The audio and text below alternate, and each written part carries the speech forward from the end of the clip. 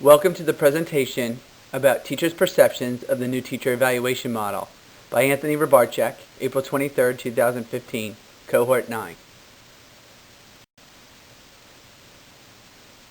As the Director of Elementary Education, I evaluate a number of professional staff members over the course of a year, and I'm looking to explore the teachers' perceptions of the new teacher evaluation program and whether or not it improves learning and teaching. The implementation of the new evaluation has offered a comprehensive approach through the Danielson framework. I will be focusing my attention on domain number 3, which is instruction, and again deciding whether that is going to help in improving teaching and learning.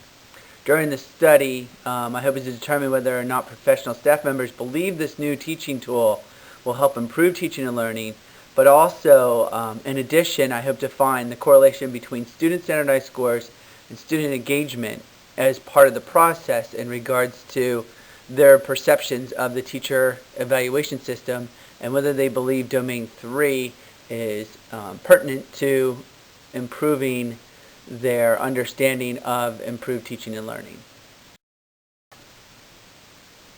Again, the new teacher evaluation program is a comprehensive approach to evaluating teaching and learning that is established with 4 domains and a number of components that are part of each of those domains. It's broken down into failing, needs improvement, proficient, and distinguished. Obviously, not always living in the world of distinguished, but being proficient in each of the components. With the use of the more comprehensive evaluation, the teachers are in need of becoming more familiar with the domains and the components to help guide them to improve this teaching and learning as it's focused on their direct instruction within the classroom. As I explore the various pieces of literature that are surrounding the teacher evaluation using the Danielson framework, I'm currently focusing my attention to the following areas of obviously the Danielson framework and how it applies to the teacher's approach to teaching and learning in the classroom. I'm looking at the history of No Child Left Behind in regards to how the teacher evaluation process has evolved from various forms in its earlier stages up to now, where we have a more comprehensive approach, and obviously the definition of educator effectiveness as it applies to all professional staff members.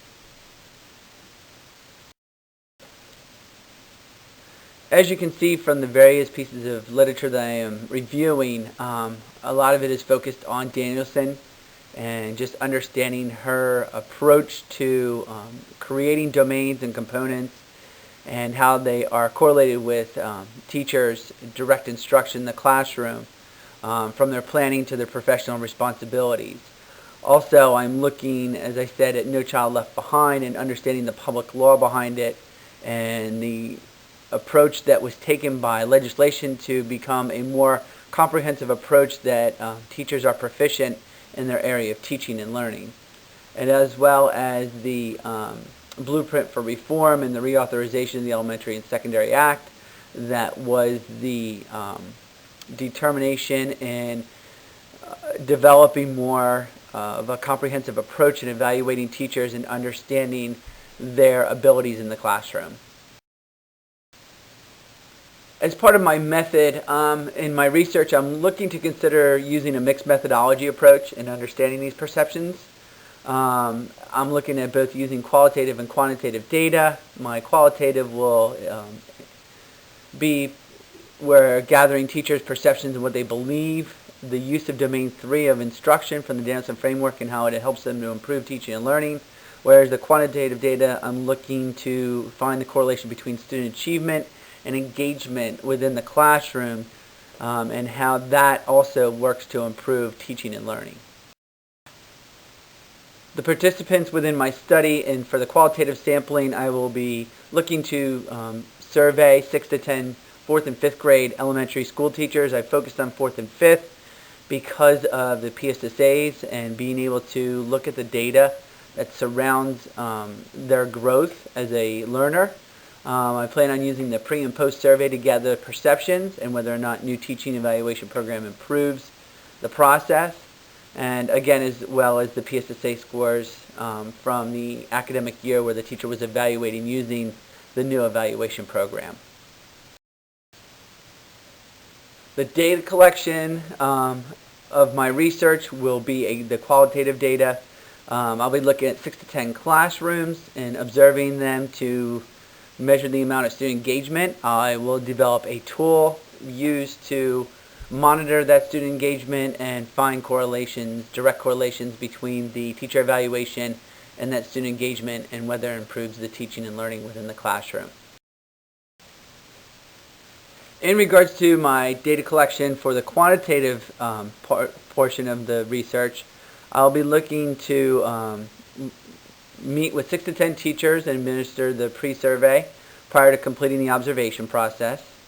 I'll be looking at doing a post-survey as well, and again maintaining confidentiality throughout the process. I will also be reviewing 4th and 5th grade PSSA results to be used in measuring student achievement and finding the correlation with the perceptions of teachers. So my information analysis will be the qualitative analysis, that will be observation.